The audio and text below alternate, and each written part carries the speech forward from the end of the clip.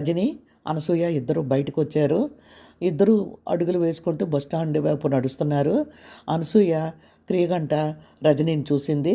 రజనీ ముఖంలో ఎంతో బాధ కొట్టొచ్చినట్లు కనబడుతుంది. అంతేకాదు కళ్ళల్లో నీరు కూడా నిండడానికి రెడీగా ఉంది. అనసూయకి చాలా బాధ అనిపించింది. తను ఆఫీస్కి వచ్చి జస్ట్ ఒక 3 నెలలే అయ్యింది. వచ్చిన దగ్గర నుంచి రజనీని అబ్జర్వ్ చేస్తూనే ఉంది. ఎందుకంటే తన పక్క సీటే రజనీది. ఇలా ఉంటుండగా గబాల్న రజనీ అంది, ఏమండి, నాకు కొంచెం తల తిరుగుతున్నట్టుగా ఉంది, ఎందుకో తెలీదు. ఒక్కసారి నన్ను ఆ ఎదురుగుండా పార్కు కనబడుతుంది, బస్టాండ్లో నిలబడగలనో లేదో అనిపిస్తుంది, కొంచెం సాయం వస్తారా అంది. గబాల దగ్గరికి వెళ్ళి చేయి పట్టుకొని నేనే అడుగుదాం అనుకుంటున్నాను, పద, ఎంతసేపు ఒక అరగంట కూర్చుంటే సరిపోతుంది, అయినా కళ్ళైనా తిరుగుతాయి, ఏమైనా తిరుగుతాయి, నువ్వు ఎక్కడ అసలు సరిగా భోంచేస్తున్నావు, నీ బాక్స్ రోజు అప్పలరావుకి ఇచ్చేస్తున్నావు, వాడేమో మహాప్రసాదంలా తింటున్నాడు, నేను ఎంత చెప్పినా సరే తినాలనిపించడం లేదంటున్నావు, సరే పద అని గబాల అనసూయ చేపట్టుకొని ఆప్యాయంగా బస్టాండు దగ్గర ఉన్న పార్కు వైపు అడుగులు వేసింది అనసూయ. ఇద్దరూ వెళ్ళి అక్కడ చప్టా ఉంటే దాని మీద కూర్చున్నారు. అనసూయ క్రీగంట రజనీని చూస్తూనే ఉంది. గబాలన రజనీ కళ్ళలో ఇంచి నీళ్ళు కాగలేనట్లు చెంపల మీదుగా జారడం మొదలుపెట్టాయి. సారీ రజనీ, నాకు నీ గురించి మొత్తం తెలుసు, కానీ మాట్లాడితేనో ఇంకేదైనా చేస్తేనో నీ బాధ తీరేది కాదని, నిన్ను ఇంకా బాధ పెట్టడం ఎందుకని నేను ఇన్నాళ్ళు ఊరుకున్నాను. కానీ ఇలా జరిగినప్పుడు పక్కన కూర్చున్న వాళ్ళు, ఎదురు వాళ్ళు ఎన్నైనా చెప్తారు, అవన్నీ కాదు రజనీ నేను చెప్పేది. జరిగిపోయింది మనం తిరిగి తీసుకురాలేం. మనం బ్రతికి ఉండాలంటే ఆ బాధలన్నీ చాలా మట్టుకు మర్చిపోవడానికి ప్రయత్నించాలి, మనం అడుగు ముందుకు వేయాలి. అంతేగాని ఇలా నువ్వు బాధపడిపోతూ ఏమీ తినకుండా ఇలా నీరసించిపోతుంటే, ఇందాక నేను పక్కన ఉన్నాను కాబట్టి సరిపోయింది, కళ్ళు తిరుగుతున్నాయి అన్నావు, అదే నువ్వు రోడ్డు మీద పడిపోయావు అనుకో, దెబ్బలైనా తగలొచ్చు, ఏదైనా జరగవచ్చు. ప్లీజ్ రజనీ, ఒక్క నిమిషం ఆలోచించు. నువ్వు జరిగింది నేను మర్చిపోమని చెప్పడం లేదు, కానీ అంతే, మర్చిపోవాలి. ఎందుకంటే మనం మనుషులం కదా, జీవితం ఎప్పుడు వడ్డించిన విస్తరు కాదు, మనకి ఆకు నిండా అన్నీ ఉంటాయని, అది ఎవరికో కొంతమందికే ఆ భగవంతుడు అలా రాసి పెడతాడు. మనమే ఆకు వేసుకోవాలి, ఆకులో అన్నం పెట్టుకోవాలి, ఒక పప్పు అయినా పెట్టుకోవాలి, లేకపోతే ఒక రసం అయినా పెట్టుకోవాలి. అలాగ మనలాంటి వాళ్ళు ఆకులో అన్నీ అమర్చుకోవడానికి ప్రయత్నం చేయాలి, కష్టపడాలి, మనం బ్రతకాలి కదా రజనీ. భగవంతుడు మనకి జన్మ ఇచ్చాడు, ఇలా మధ్యలో అర్ధాంతరంగా వెళ్ళిపోవడానికి కదా అని అంది అనసూయ. ఏమండి, నేను ఇక నా వల్ల కాదండి, నాకు ఇలాంటి బ్రతకాలని లేదు, నిజం చెప్పాలంటే చనిపోవాలని ఉంది, కానీ ధైర్యం చేయలేకపోతున్నాను. అది నా బలహీనత కావచ్చు. చిన్నప్పటి నుంచి నేను ఎవరైనా చచ్చిపోయారన్నా, లేకపోతే దెయ్యాల సినిమాలన్నా, లేకపోతే ఏది భయంకరమైన వార్త అని అన్నా, నేను అక్కడి నుంచి పరిగెత్తి గదిలోకి వెళ్ళిపోయేదాన్ని. అదో రకం జబ్బు అనుకుంటాను నేను, అంత భయపడుతూ ఉండేదాన్ని. మా అమ్మ నా చిన్నతనంలో 9 ఏళ్ళప్పుడు చనిపోయింది. నేను ఇంచుమించు 5, 6 ఏళ్ళు అమ్మ తలపులతోటే అమ్మను తలంచుకొని, అమ్మ చనిపోయి తీసుకొని వెళ్ళిపోతున్న దృశ్యాన్ని నా కళ్ళల్లో 10 సార్లు కనబడి భయపడిపోయేదాన్ని. అమ్మ అని ఒక పక్క ఏడ్చేదాన్ని, ఒక పక్క భయపడిపోయేదాన్ని. ఇది నా బలహీనత కావచ్చు, కానీ అన్నీ అయ్యాక ఈ వయసులో, ఈ టైంలో, నా కాళ్ళ మీద నేను నిలబడ్డాను అనుకున్న టైంలో నాకు జీవితం దేవుడు ప్రసాదించాడు, ఇన్నాళ్ళు నాకు జీవితమే ఇవ్వలేదు, మనిషిని పుట్టించాడు కానీ అని దేవుని మీద నిందలు వేసేదాన్ని. కానీ ఇలా జరగడం నేను తట్టుకోలేకపోతున్నాను అని అంది రజనీ. ఒక్క నిమిషం రజనీ వైపు చూసి అంది అనసూయ. లేదు రజనీ, మనం వాస్తవాన్ని ఎప్పుడూ అంగీకరించాలి. నువ్వు అలా అనుకుంటే ఎలా చెప్పు, ఇలా చాలామందికి జరుగుతూ ఉంటుంది. అందరూ చచ్చిపోతే నీకంటే బిడ్డలు లేరు, బిడ్డలు ఉన్న వాళ్ళ సంగతి ఏమిటి చెప్పు. మీ నాన్నగారు నీ కోసం కళ్ళల్లో ఒత్తులు వేసుకొని ఉన్నారని చెప్తున్నావు, నిన్ను చూసుకోవడానికి అలాగ అప్పుడప్పుడు వస్తూనే ఉంటారన్నావు. ఆ వయసులో ఆయనకి నువ్వు ఏం శిక్ష విధించాలనుకుంటున్నావు చెప్పు. పిల్లలు పుట్టి తల్లిదండ్రులకి సంతోషం కలిగించలేకపోయినా, వాళ్ళకి ఏవేవో చేసి పెట్టలేకపోయినా, తల్లిదండ్రుల కళ్ళ ముందు పిల్లలు పోకూడదు కదా, చెప్పు అని అంది అనసూయ. గబాల్న అనసూయ భుజం మీద తలవాల్చి కన్నీరు మున్నీరుగా ఏడవసాగింది రజని. రజని ఏడుపుని ఆపడం ఇష్టం లేక అలా భుజం మీద చెయ్యి వేసి నిమురుతూ ఉండిపోయింది అనసూయ. అనసూయ గారు, ఇక్కడ నా గురించి మీకు కొంచెం చెప్పాలండి. నా చిన్నతనంలో అమ్మ చనిపోయింది. ఇరుగు పొరుగు వాళ్ళు, చుట్టాలు పక్కాలు అందరూ కూడా ఆడపిల్ల రజని, దానికో తల్లి కావాలి అని నాన్నగారితోటి బలవంతంగా రెండవ పెళ్ళికి ఒప్పించి మరీ పెళ్లి చేశారు. నాన్నగారు ఏరి కోరి ఒక పేదింటి అమ్మాయిని పెళ్లి చేసుకున్నారు. ఎందుకంటే నన్ను, నాన్నగారిని అభిమానంగా ఆప్యాయతగా చూసుకుంటుందని. నాన్నగారే ఆవిడకి ఎదురు డబ్బు కూడా ఇచ్చినట్టున్నారు. ఎందుకంటే చాలా పేద కుటుంబం వాళ్ళది. కానీ తర్వాత తెలిసిందండి, డబ్బు ఏది కూడా మనుషుల మానవత్వాన్ని తీసుకొని రాలేవని. తను సవతి తల్లి అంటే అలాగే ఉండాలని అనుకుందేమో తెలీదు. నన్ను రాచి రంపాన పెట్టేది. నాన్నగారు ఉన్నప్పుడు చిన్నగా మందలించేది. నాన్నగారు ఇలా బయటకు వెళ్ళగానే నా పాటలు ఆ భగవంతుడికే తెలియాలి. చెయ్యరాని పనులన్నీ చేయించేది. నా నడుము వాయిగొట్టేది.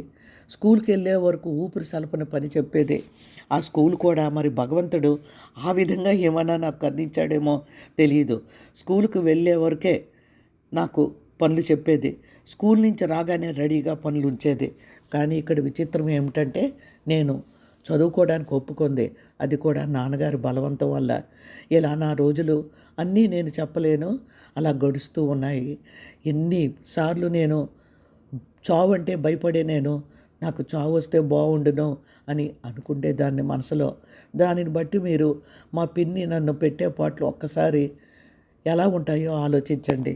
సరే, నేను పెరిగి పెద్దయ్యి డిగ్రీ కూడా కంప్లీట్ చేశాను. ఇక మా పిన్ని ఆనందానికి అంతు లేదు. దీనికి ఉద్యోగం వస్తే డబ్బులు వస్తాయి అని ఎవరితోటో చెప్తుంటే నేను విన్నాను కూడా. కానీ అనుకోకుండా నన్ను ఒక మహాత్ముడు, ఏమని చెప్పమంటారు, ఒక మహాత్ముడు ఈ ఆఫీసులోనే పనిచేసేవాడు ప్రసాద్ గారు, నన్ను, నా పేదరికాన్ని, నా గురించి ఎలా తెలుసుకున్నారో ఏమో తెలీదు, నాకు దగ్గర అవ్వడానికి ప్రయత్నించారు. కానీ నా హద్దుల్లో నేను ఉన్నాను. ఆయన డైరెక్ట్గా మా ఇంటికి వచ్చేసి తన మనసులో మాట చెప్పారు. నాన్నగారి సంతోషానికి అంతు లేదు. కానీ మా పిన్ని మాకు మాడిపోయింది. ఎందుకంటే పెళ్లి చేసుకొని వెళ్ళిపోతే జీతం ఎవరికి ఇస్తుంది, ఇది వాడికే ఇస్తుంది కదా అని మనసులో అనుకున్నట్టు ఉంది. ససేమరు ఇప్పుడు అప్పుడే పెళ్లి చేయమని అంది. కానీ ఈ విషయంలో నాన్నగారు పెద్ద పోట్లాటే మా పిన్నితో పోట్లాడి నాకు బలవంతంగా పెళ్లి చేశారు.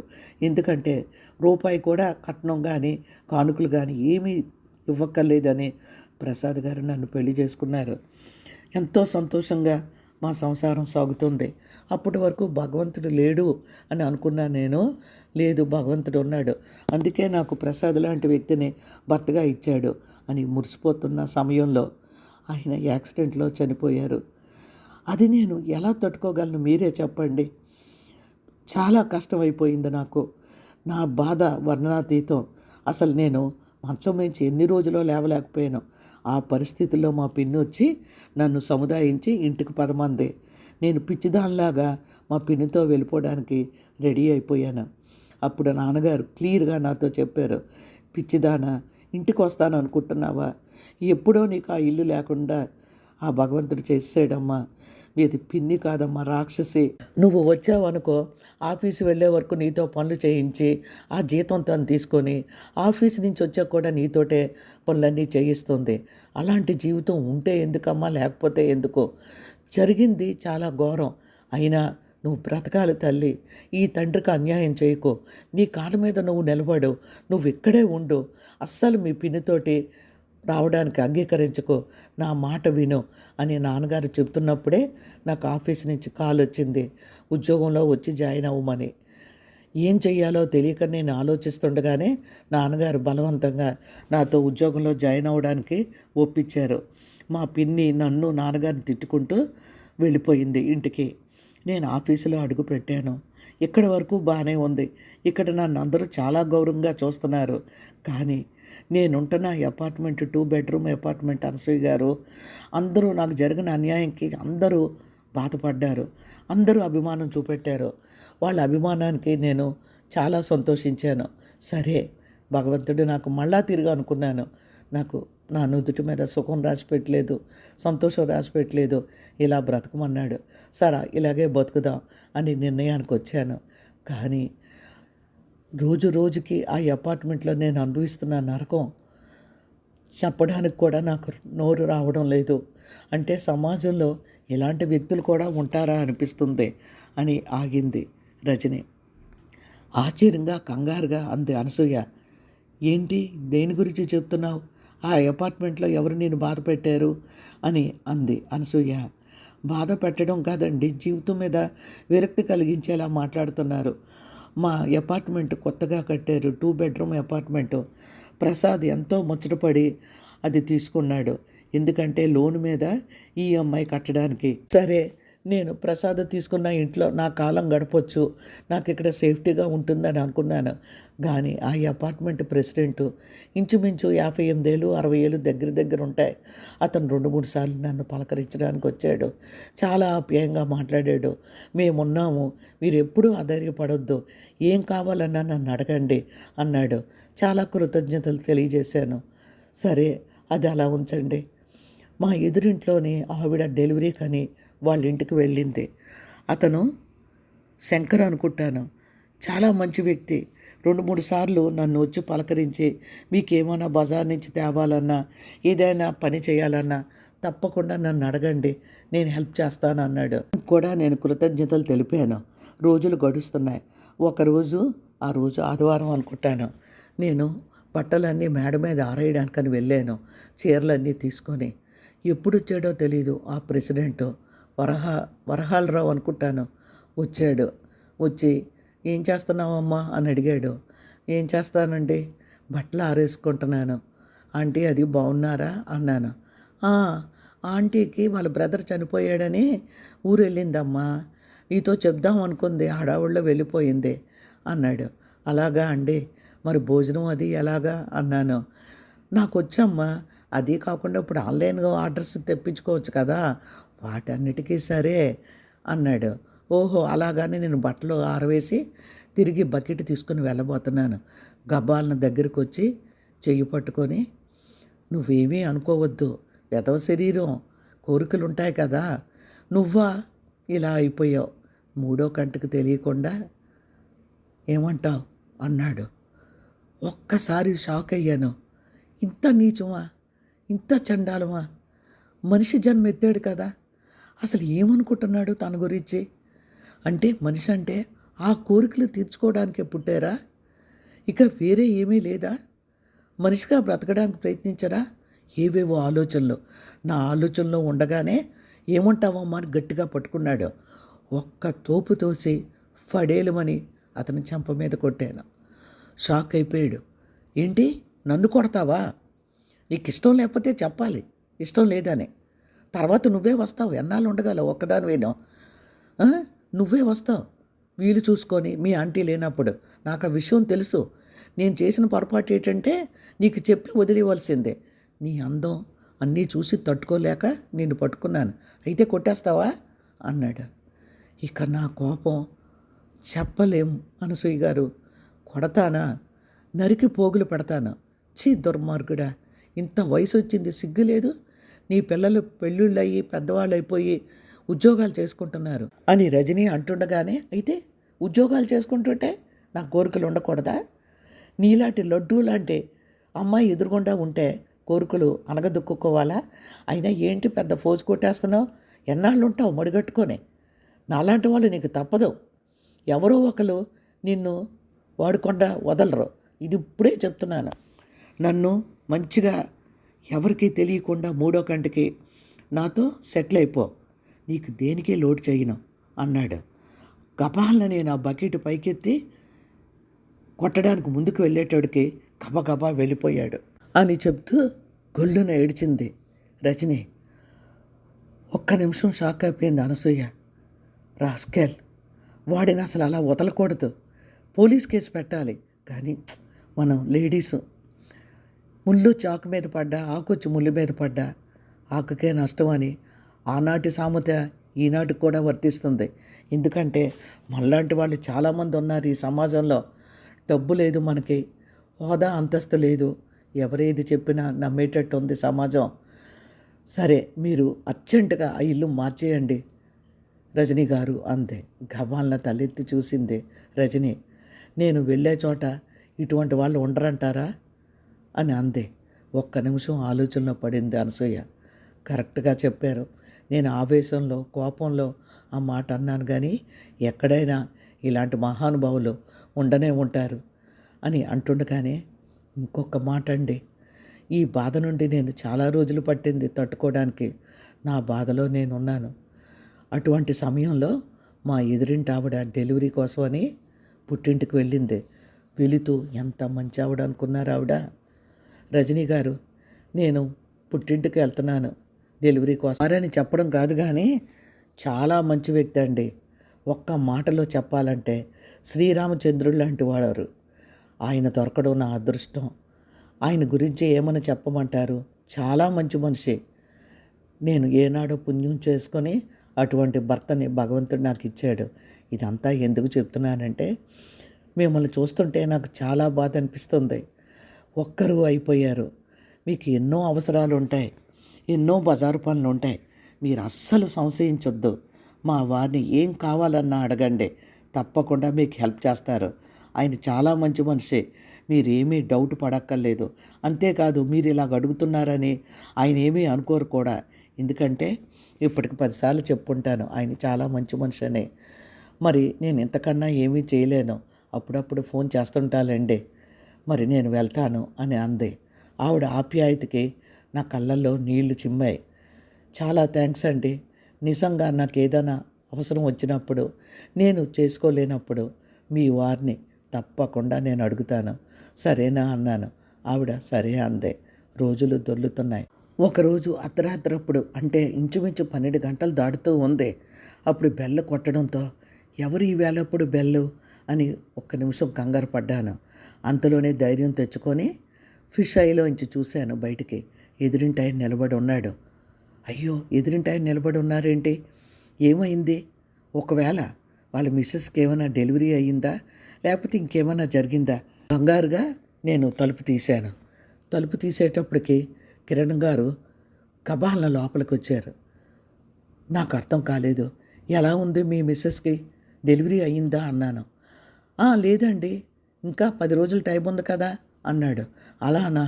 మీరు ఎందుకు వచ్చారు? ఏమైనా పని ఉందా అన్నాను. మరి ఏం మాట్లాడాలో నాకు ఆ నిమిషంలో అర్థం కాలేదు. ఒక్క నిమిషం కూర్చోమంటారా అన్నాడు. అయ్యో భలేవారి, కూర్చోండి. మంచినీళ్ళు తెచ్చి ఇమ్మంటారా అన్నాను. షూర్, నాకు గొంతుకు ఎండిపోతుంది, ఇవ్వండి అన్నాడు. నాకు అర్థం కాలేదు. గబగబా లోపలికి వెళ్ళి మంచినీళ్ళు తెచ్చి హాల్లోకి వచ్చేటప్పటికి ఆయన లేరు. కంగారు పడిపోయి చుట్టూ చూశాను. చూసేటప్పటికి ఎక్కడా కనబడలేదు. తలుపు చూస్తే వేసే ఉంది. ఎక్కడున్నట్లు అని గబగబా ఇల్లు చూస్తుంటే బెడ్రూమ్లో అతను నిలబడి కనిపించాడు. ఒక్క నిమిషం షాక్ అయిపోయాను.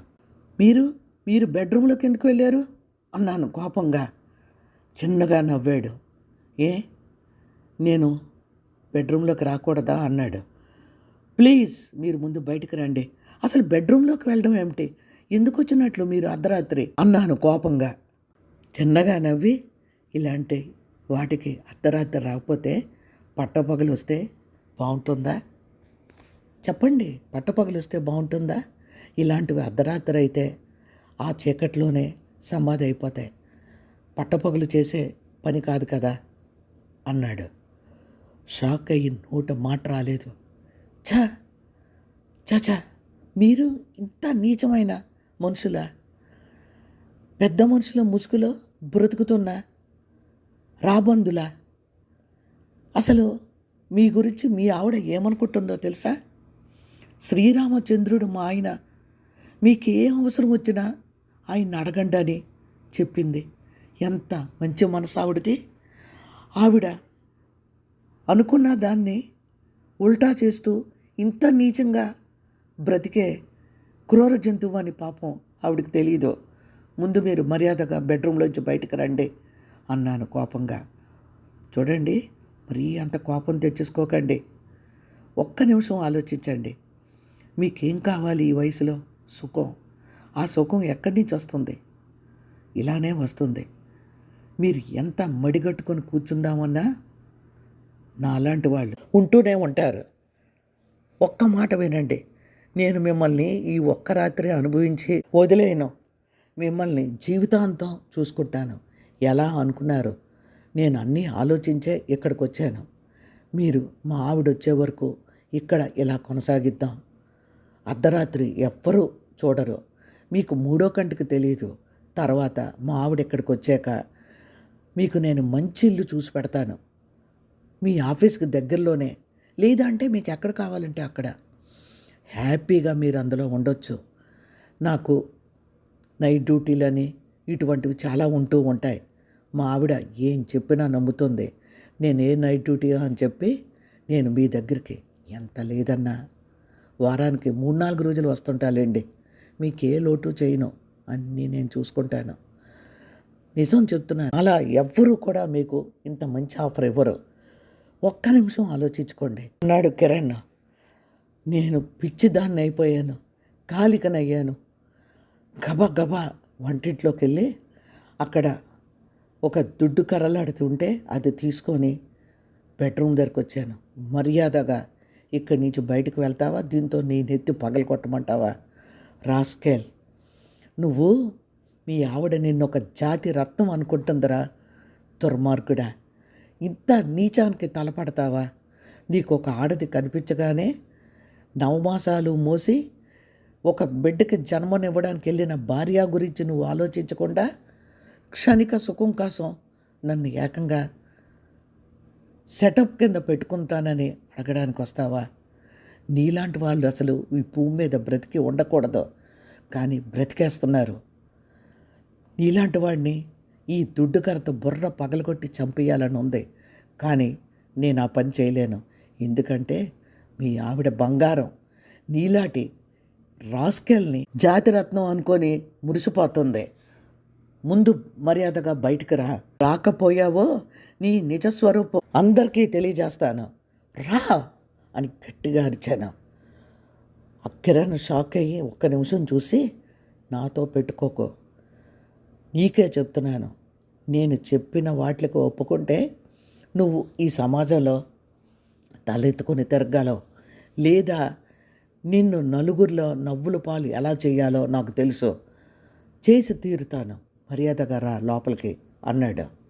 నేను గబాల్న హాల్లోకి పరిగెత్తి వీధి తలుపు తీసుకొని కిందకి లిఫ్ట్లో దిగిపోయాను.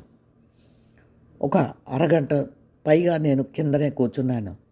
గబాల్న వాచ్మ్యాన్ నా దగ్గరికి వచ్చి, అమ్మా మీరా, ఇంత అర్ధరాత్రి అప్పుడు ఇక్కడికి ఎందుకు వచ్చారమ్మా అన్నాడు బాధగా. లేదు రంగన్న, కొంచెం నా మనసు అదోలా అనిపించింది. కిందన మొక్కలు అన్నీ ఉన్నాయి కదా, ఒక అరగంట ఇక్కడ కూర్చొని తిరిగి పైకి వెళ్ళిపోదామని అన్నాను. ఏం మాట్లాడాలో తెలియక ఒక్క నిమిషం నిలబడి, భగవంతుడు చాలా అన్యాయం చేశాడమ్మా, తమరు ఎలా తట్టుకుంటున్నారో. అమ్మ ధైర్యంగా ఉండండి, నాన్న వచ్చి వెళ్ళారు కదా మొన్న, నాకు గంట పైన చెప్పారు మీకు ఏ అవసరం వచ్చినా చూడమని అని. అంతేకాదమ్మా, మీ గురించి చాలా బాధపడ్డారు ఆయన. వద్దు వద్దంటన్నా నా జేబులో డబ్బులు పెట్టి వెళ్ళారు. మీరు నాన్నగారి కోసమైనా ధైర్యంగా ఉండండి తల్లి అన్నాడు. ఉంటాను రంగన్న, నాన్న కోసం నేను ధైర్యంగానే ఉంటాను అని గబగబా తిరిగి నా ఫ్లాట్లోకి వెళ్ళిపోయాను. ఇది జరిగి ఎన్నో రోజులు అవ్వలేదండి, నిన్ననే జరిగింది. అసలు ఆఫీస్కి రాగలను అనుకోలేదు. ధైర్యాన్ని కూడా తీసుకొని ఆఫీస్కి వచ్చాను. ఆఫీస్లోనైనా ప్రశాంతంగా ఉందామనుకుంటే, మీకు తెలుసు కదా గిరిధర్ గారు చాలా మంచి మనిషిలాగే అనిపిస్తారు. నా గురించి ఆయనకు అంతా తెలుసు, ఎందుకంటే మా ఆయన ఉన్నప్పటి నుంచి ఆయన కూడా ఉన్నారు. ఆయనకి నేనంటే చాలా సానుభూతి ఉంది, ఎందుకంటే మేనేజర్ గారు కూడా అన్నారు, నీకు చాలా అన్యాయం జరిగిందమ్మా, నీకు ఇక్కడ ఏ లోటు ఉండదు, నువ్వు చక్కగా ఉద్యోగం చేసుకుంటూ ఉండు, అందరికీ నువ్వంటే చాలా అభిమానం, ఎందుకంటే నీకు అర్ధాంతరంగా భగవంతుడు జీవితం లేకుండా చేశాడు అన్నారు. అప్పుడే గిరిధర్ గారు వచ్చారు. గిరిధర్ గారిని పరిచయం చేస్తూ, హీ ఈజ్ జెంట్ల్‌మ్యాన్, చాలా మంచి వ్యక్తి. ఈయన ఎంత మంచి మనిషి అంటే నేను చెప్పలేను. ఆయన ఉద్యోగంలో ఒక 20% దాకా అనాథలకి ఇచ్చేస్తాడు. సమాజం పట్ల ఆయనకి చాలా గౌరవం ఉంది. అటువంటి వ్యక్తి మనకెక్కడా కనబడ్డు కూడా. నీకు ఏ సహాయం కావాలన్నా, అదే తల్లి, ఆడదానివి కదా, నీకు బయట పనులు కానీ ఏదైనా సరే నీకు సహాయం కావాలంటే మొహమాట పడకుండా గిరిధర్ గారిని అడుగు, చేసి పెడతారు అని అన్నారు మేనేజర్ గారు. చాలా సంతోషపడ్డాను. రోజులు దొర్లుతున్నాయి. కానీ ఈరోజు అని 2 చేతుల మధ్య ముఖం దాచుకొని గుళ్ళున ఏడవసాగింది. అనసూయ కంగారు పడిపోయి రజని భుజం మీద చెయ్యి వేసి, ఏంటి గిరిధర్ గారు కూడా, చాచా ఏంటి వీళ్ళు పెద్ద మనుషుల ముసుగులో ఉండి ఇలాంటి పనులు చేస్తున్నారు, నేను గట్టిగా అడిగేస్తాను, ఏమన్నాడు దుర్మార్గుడు అని అంది అనసూయ. ఏం చెప్పమంటారు, చాలా రోజులు బట్టి నాతో గిరిధర్ గారు మాట్లాడడానికి ప్రయత్నిస్తున్నారు. నేను అంటీ ముట్టనట్లు ఉంటున్నాను. ఎందుకంటే ఎవరిని నమ్మాలో ఎవరిని నమ్మకూడదో కూడా నాకు అర్థం కావడం లేదు. ఇలాంటప్పుడు వాళ్ళతో నేను మాట్లాడుతూ ఎలా ఉండగలను?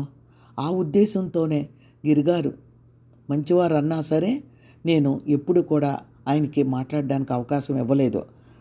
ఈ మధ్యన 2-3 సార్లు ప్లీజ్ ఏమీ అనుకోకండి, ఒక్క మాట మీతో ఒక్క 10 నిమిషాలు మాట్లాడాలనుకుంటున్నాను, నాతో మాట్లాడగలరా అన్నాడు. నాకేం చెప్పాలో తెలియక ఒక్క నిమిషం ఆలోచించి, నాతో మాట్లాడడానికి ఏముంటుందండి, ప్లీజ్ నాకు ఏదైనా సహాయం కావాలంటే మిమ్మల్ని అడుగుతాను, నన్ను నా ఉద్యోగం చేసుకోనివ్వండి అన్నాను. ఆయన మాట్లాడకుండా వెంటనే తన సీట్లోకి వెళ్ళిపోయారు. ఈరోజు మళ్ళీ నా దగ్గరికి వచ్చారు. మీతో ఈరోజు ఎలాగైనా మాట్లాడాలనుకుంటున్నాను, ఒక్క 5 మినిట్స్ అలా కాఫీ తాగుతూ మాట్లాడుకుందాం, వస్తారా అన్నాడు. ఇక తప్పదన్నట్లు అసలు ఏంటో తెలియని ఇప్పటి వరకు చాలామంది జాతిరత్నాల దగ్గర నుంచి నేను వినకూడని మాటలు విన్నాను. ఇతను కూడా చెప్పేనే నా కర్మ అనుకుంటూ అతను కూడా కాఫీ తాగడానికి వెళ్ళాను. అతను అడిగినది విని నాకు గుండె ఆగినంత పని అయింది. కళ్ళ నిండా నీళ్లు నిండాయి. ఏం మాట్లాడకుండా గబగబా అక్కడి నుంచి వచ్చేసాను. అందుకనే నేను మధ్యాహ్నం భోజనం కూడా చేయలేదు. అంటే భర్త పోయిన ఆడది ఒంటరిగా బ్రతకడానికి కూడా నోచుకోదా? ఏమైపోవాలి భర్త చనిపోతే? ఇంతకుముందు సతీ సహగమనం అనేవారు, అలా చనిపోవాలా? మరి రోజులు మారాయి అంటున్నారు. ఇలా పెళ్లి చేసుకొని అలా డైవర్సులు ఇస్తున్నారు. పెళ్ళయి పిల్లలు ఉన్నా సరే భర్తని గడ్డిపోచులా తీసి పడేస్తూ తిరిగి ఇంకో పెళ్లి చేసుకుంటున్న ఆడవాళ్ళు కూడా ఉన్నారు. చాలా మారింది కాలం అని అనుకుంటూ ఉండేదాన్ని. కానీ భర్త చనిపోతే ఇలా వేధించుకొని తింటారా? తమ కాళ్ళ మీద తాము నిలబడడానికి కూడా ఈ సమాజంలో హక్కు లేదా? అయితే నాలాంటి వాళ్ళు చనిపోవడమే మంచిదేమో అనిపిస్తుంది. అనసూయ గారు, నిజం చెప్తున్నాను, నాన్న లేకపోతే నేను నిజంగా ఈ పాటకి ఎప్పుడో ప్రాణాలు తీసుకునేదాన్ని అని గొల్లున ఏడ్చింది రజని. ఒక్క నిమిషం ఆశ్చర్యపోయింది Anasuya. Rajani, please control yourself. నాకు చాలా బాధగా ఉంది. గిరిధర్ గారి గురించి చాలామంది చాలా మంచి మనిషి అని చెప్తున్నారు. ఆయన అసలు ఏమన్నారు, మీతో ఏమని మాట్లాడారో నాకు తెలియాలి. ఇలాంటివి ఇక్కడితో మనం వదిలేయకూడదు. వాళ్ళకి బుద్ధొచ్చేలా గుణపాఠం చెప్పాలి. ఎన్నాళ్ళు భయపడుతూ బ్రతుకుతారు. గిరిధర్ గారు ఏమన్నారు అంది అనసూయ.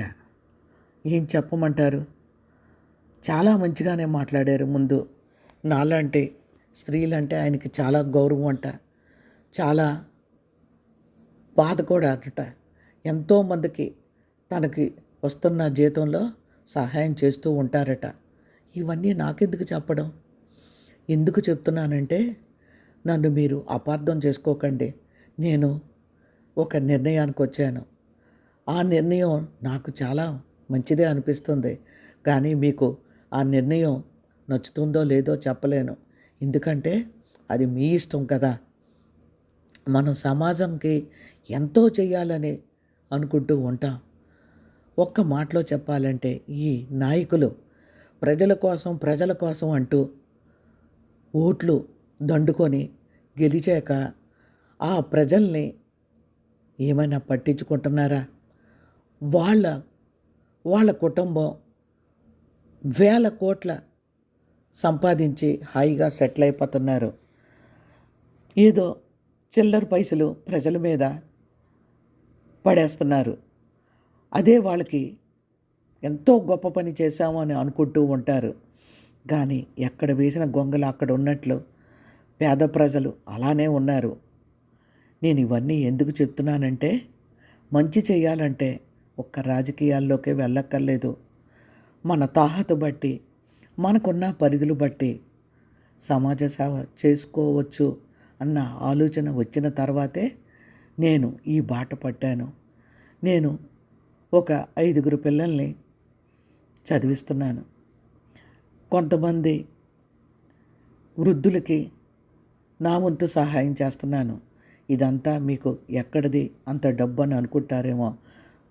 నేను మరీ గొప్పవాడిని కాకపోయినా నాకు మా తల్లిదండ్రులు బాగానే సంపాదించి ఇచ్చారు.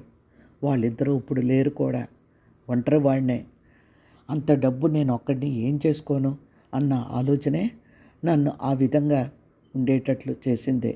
మరి మీరు అనుకోవచ్చు, ఈ ఉద్యోగం ఎందుకు చేస్తున్నారు అంత డబ్బు ఉన్నప్పుడని. డబ్బు ఉంటే ఉద్యోగం చేయకూడదని ఏమీ లేదు కదండి. నాకు కాలక్షేపం ఉండాలి కదా. అందుకని సరే ఇవన్నీ మీకు చెప్పి బోర్ కొట్టించడం నాకు ఇష్టం లేదు అన్నారు.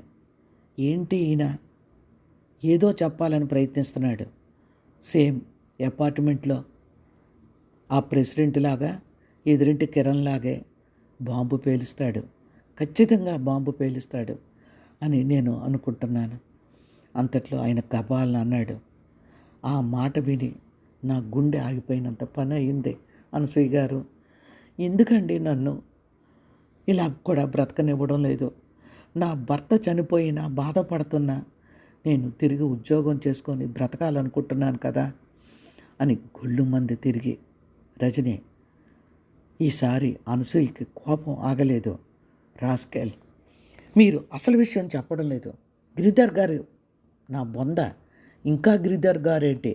ఆ గిరిధర్ ఏమన్నాడు చెప్పండి అని అంది అనసూయ. ఏం చెప్పమంటారు? నేను అంగీకరిస్తే నా మెడలో 3 ముళ్ళు వేస్తాడంట. నన్ను తన ఇల్లాలుగా ఇంటికి తీసుకువెళ్తాడంట. నాకు ఏ లోటు లేకుండా చూసుకుంటాడంట అని తిరిగి గుళ్ళుమంది రజని. అనసూయ నిర్ఘాంతపోయి అలా చూస్తూ ఉండిపోయింది. రజని అలా ఏడుస్తూనే ఉంది. ప్లీజ్ రజని, ఇక ఏడు పాపు. నీకు ఏది మంచో ఏది చెడో కూడా అర్థం కావడం లేదు. నీది తప్పు కాదులే, నీ మనసు ఆలోచించే శక్తిని కోల్పోయింది. అవును, నీ మనసు ఆలోచించే శక్తిని కోల్పోయింది.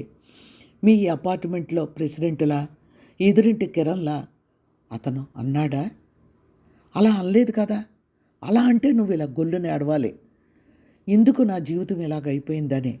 అతను అన్న దాంట్లో అసలు తప్పేముంది? అతను డైరెక్ట్గా ఒకే ఒక్క మాట, మంచి మాట, ఆనిముత్యం నాటి మాట అన్నాడు. నిన్ను పెళ్లి చేసుకొని తన ఇల్లాలను చేసుకుంటానని. ఇలాంటి మనసు ఎంతమందికి ఉంటుంది ఒక్కసారి చెప్పు. ఇలాంటి మంచి మనసు ఎంతమంది పురుషుల్లో ఉంటుంది? తనకు కాబోయే భార్య గడ్డెత్తి ఎవరి వైపు చూడకూడదు, తన తప్ప వేరే లోకం ఉండకూడదు, మహాపతివ్రత కావాలని కోరుకుంటాడు. వాడు మాత్రం ఎన్ని వేషాలైనా వేస్తాడు. అవన్నీ వాడికి అసలు గుర్తే రాదు. గుర్తొచ్చినా కూడా ప్రయత్నించుకోడు, ఎందుకంటే వాడు మగవాడినన్న అహంకారం. కానీ గిరిధర్ గారు ఎంత గొప్ప వ్యక్తో చూడు. అటువంటి వ్యక్తి నీకు దొరకడం నీ అదృష్టం. ఒక్క నిమిషం ఆలోచించు. గాడిదని గుర్రాన్ని ఒకే తాడుకు కట్టేస్తున్నావు. చాలా తప్పు రజని. నిజంగా నేను ఈరోజు గిరిధర్ గారిని మనస్ఫూర్తిగా అభినందిస్తున్నాను. అంత మంచి వ్యక్తి ఈ ఆఫీసులోనే ఉండడం, నీకు జీవితాన్ని ఇస్తాననడం ఇంతకన్నా కావాల్సింది ఇంకేమైనా ఉందా? నువ్వు ఎందుకు ఇంతలా కుమిలిపోతున్నావో అర్థం కావడం లేదు. ఒక్క నిమిషం ఆలోచించు. అతను నీ మెడలో 3 ముళ్ళు వేసి తన ఇల్లాల్ని చేసుకుంటానన్నాడు. అది ఎంత సంతోషకరమైన వార్త. ఒక్కసారి ఇంటికి వెళ్ళి తీరుబాటుగా ఆలోచించు. నా ఫ్రెండ్గా నా సలహా ఒక్కటే, నువ్వు ఇంకేమీ ఆలోచించకుండా గిరిధర్ గారితో నీ మెడలో 3 ముళ్ళు వేయించుకో. బంగారం లాంటి వ్యక్తికి భార్య అవ్వు. ఇంతకన్నా ఏం కావాలి చెప్పు? నీకు మీ ఆయన గుర్తు రావచ్చు, కానీ గుర్తొచ్చిన ఫలితం బాధ తప్ప ఇంకేమీ లేదు. అలాగని గుర్తు తెచ్చుకోవద్దని నేను అనడం లేదు. ఆ బాధతో పాటు నీ అపార్ట్మెంట్లో ఉన్న జాతిరత్నాల ముసుగులో ఉన్న ఆ స్కౌండ్రల్స్ లాంటి వాళ్ళు సమాజంలో నీకు కనబడుతూనే ఉంటారు. వాళ్ళు పంజా విసురుతూనే ఉంటారు. అలాంటి తోడేళ్ళ బారి నుండి తప్పించుకొని బ్రతకడం ఎంత కష్టమో ఒక్కసారి ఆలోచించు. నా మాట విను రజని. నువ్వు ఇంకేం ఆలోచించకుండా గిరిధర్ గారిని పెళ్లి చేసుకో అని అంది అనసూయ. ఏం మాట్లాడాలో తెలియని దానిలా అనసూయ వైపు అలా చూస్తూ ఉండిపోయింది రజని. ఫ్రెండ్స్, విన్నారు కదా కథ. ఈ కథ మీకు నచ్చిందనే అనుకుంటున్నాను. నచ్చితే తప్పకుండా లైక్ చేయండి, షేర్ చేయండి, సబ్స్క్రైబ్ చేయండి, బెల్ కూడా ప్రెస్ చేయండి. నేను ఈ రాసిన కథ మన సమాజంలో కళ్ళ ముందు జరుగుతూనే ఉంది, కానీ ఎవరు ఏది పట్టించుకోరు. ఎందుకంటే సమాజం అలా ఉంది. ఉంటాను. బాయ్. Take care.